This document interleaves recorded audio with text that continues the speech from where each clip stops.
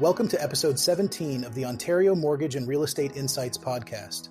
I am your host, Steve Hamoan. Today, we are diving into some crucial updates in the world of Ontario's financial and real estate sectors. Our first topic is tackling a significant issue affecting many Ontarians: auto insurance fraud. This is a matter that has been causing a lot of consumer harm and additional costs, and the Financial Services Regulatory Authority of Ontario, or FSRA, is taking steps to address it. To reduce consumer harm and the additional costs associated with auto insurance fraud, Ontario's Financial Services Regulator, FSRA, is proposing a new rule on auto insurance fraud reporting. Once the proposed rule is in effect, insurance companies will be required to provide specific information to FSRA. This initiative aims to better determine the amount of auto insurance fraud in the province, identify fraud trends, and establish a baseline to track the amount of fraud in the future. Glenn Pedassery, the Executive Vice President of Policy and Auto Insurance at FSRA, stated, "This new reporting rule could help us better determine the amount of auto insurance fraud in the province, identify fraud trends, and establish a baseline to be able to track the amount of fraud into the future. If adopted, we believe it will reduce consumer harm and the additional costs associated with auto insurance fraud." FSRA is currently seeking feedback on the proposed rule and guidance, which includes several key points.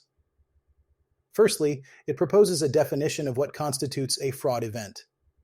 This is crucial for insurers to know when they are required to report information about a fraud event.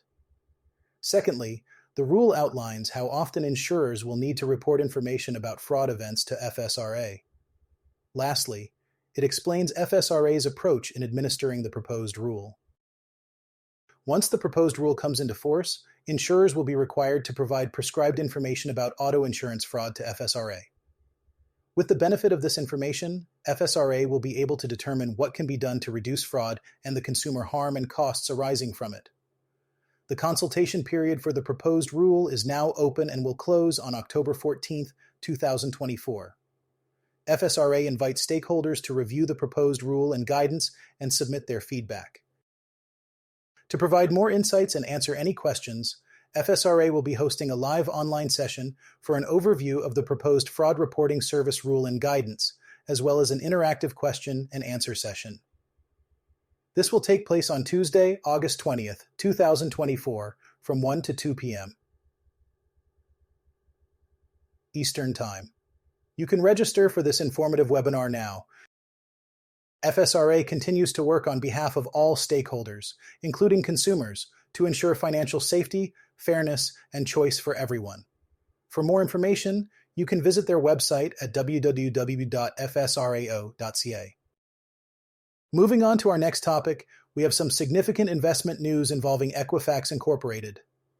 Say Investments Company has increased its stake in Equifax by 9.6% during the first quarter, according to its most recent Form 13F filing with the Securities and Exchange Commission.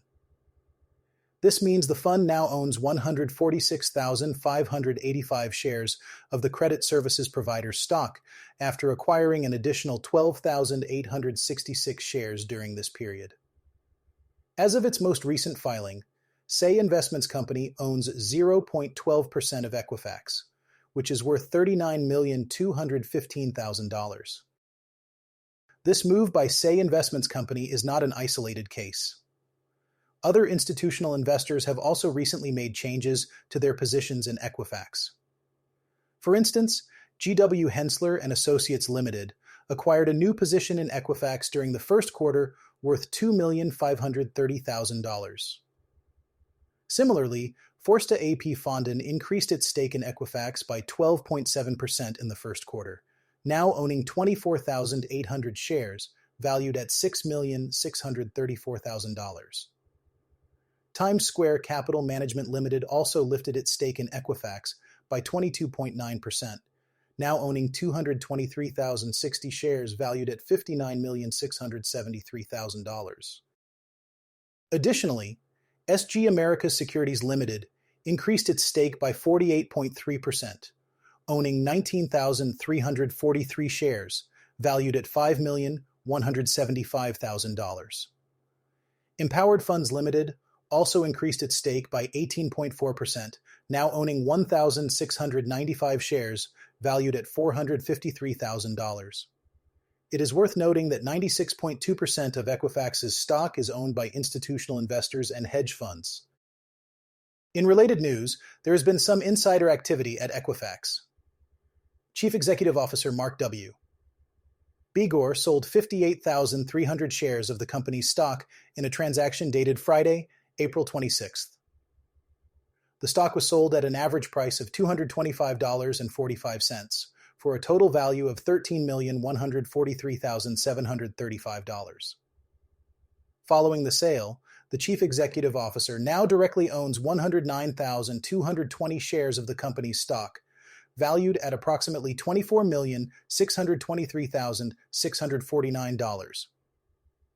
This sale was disclosed in a legal filing with the Securities and Exchange Commission.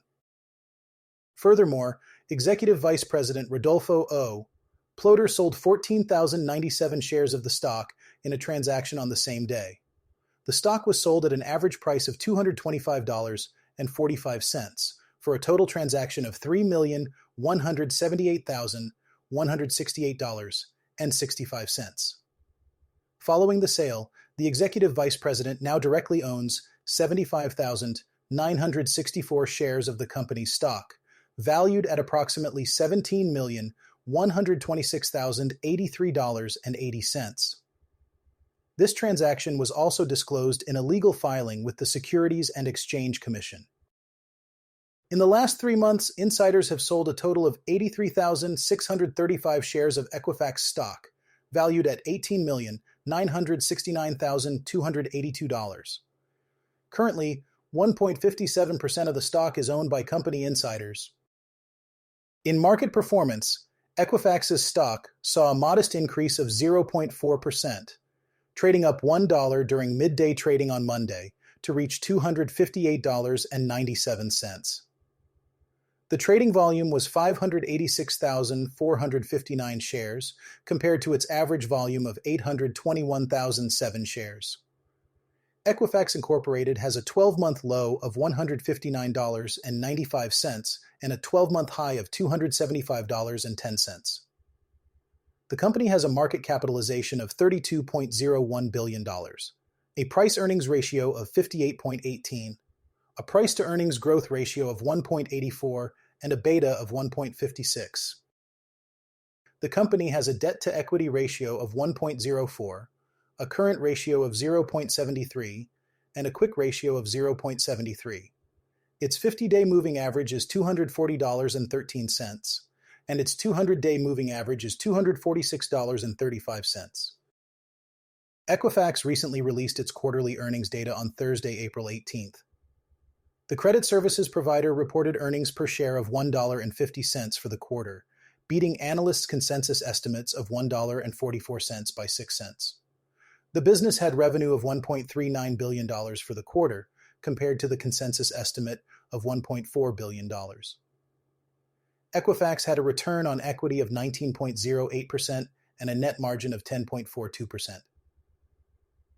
The revenue for the quarter was up 6.7% on a year-over-year basis. During the same quarter in the prior year, the business posted earnings per share of $1.43. Equities analysts anticipate that Equifax will post earnings per share of $7.38 for the current fiscal year. The company also recently announced a quarterly dividend, which was paid on Wednesday, June 19th. Investors of record on Friday, May 24th, were given a dividend of 39 cents per share. The ex-dividend date for this dividend was Thursday, May 23rd. This represents a $1.56 dividend on an annualized basis and a dividend yield of 0.60%. Equifax's dividend payout ratio is presently 34.74%. Several research firms have also recently issued reports on Equifax. J.P. Morgan Chase and Company cut their price objective from $290 to $273 and set an overweight rating on the stock in a report on Friday, April 19th. Wolfe Research began coverage on Equifax in a report on Tuesday, July 9th, issuing an outperform rating and a $275 price objective on the stock. Bank of America cut their price objective from $300 to $255 and set a buy rating on the stock in a report on Friday, April 19th. Oppenheimer cut their price objective from $291 to $272 and set an outperform rating on the stock in a report on Friday, April 19th. Lastly, Needham & Company Limited reiterated a buy rating and issued a $305 price objective on shares of Equifax in a report on Thursday, April 18th. Overall, Equifax has a consensus rating of moderate buy and a consensus price target of $270.47, according to data from MarketBeat. That wraps up today's episode of the Ontario Mortgage and Real Estate Insights podcast. I hope you found these updates on Ontario's financial and real estate sectors both informative and useful. Be sure to tune in next time for more insights and developments. I am your host, Steve Hamoen, signing off. Have a great day.